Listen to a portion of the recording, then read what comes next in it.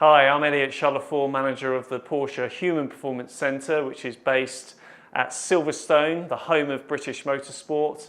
Today we're going to be taking you through an introduction to the physical testing requirements of a racing driver. During this series of short videos for Motorsport UK TV, we're going to be looking at the physical demands of motorsport, which are not necessarily that obvious because a driver is in a sitting-based sport. Now, first up, cardiovascular fitness. Drivers have to sustain up to 80% of maximum heart rate for sustained periods of time. This can be created by the performance characteristics of the car, which then in turn put G-force onto the body. In a category such as Formula 1, a driver has to cope with 4 to 6 times their body weight. Other aspects which will add to this elevation in heart rate will be things like heat stress. A driver is having to wear fireproof overalls, helmet, happen to be in either a closed cockpit car, which can be extremely hot, or they could be in a country like Malaysia or Singapore with very high environmental stresses. Other real kind of key elements there related to this are also body composition. Drivers will have to be a very specific weight. If they're over that weight, then that can have a negative impact on the qualification lap time. We look for their body composition to comprise of a high level of muscle mass and a fairly low amount of body fat mass, certainly at the lower end of the normative ranges, because fat is an insulator, so therefore we want the majority of their total weight coming from muscle mass, which will produce force to aid their performance. Other things to consider are vision and mental capacity.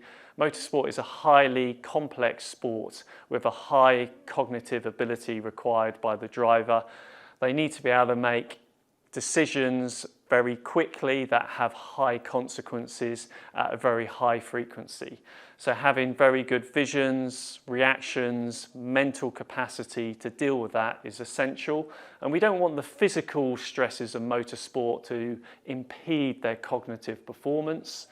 The strength elements down the bottom here can really vary depending on the track that we're at, the type of tarmac that we have, the tyre degradation, and the configuration of a motor racing circuit can all play a key role in how physical a track is.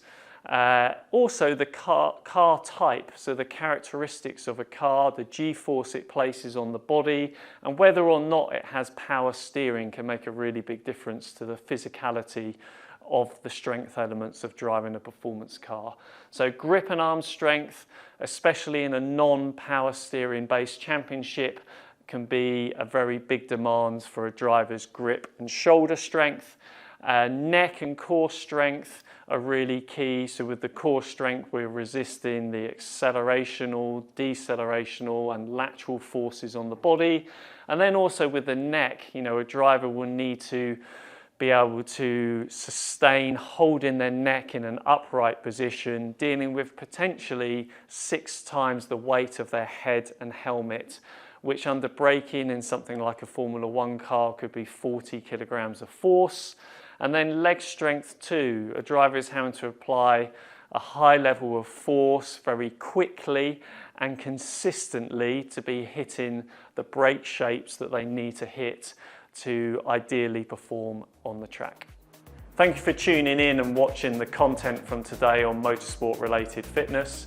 Do make sure you look on motorsportuk.tv to see more information about how you can make yourself stronger, fitter, faster for the future.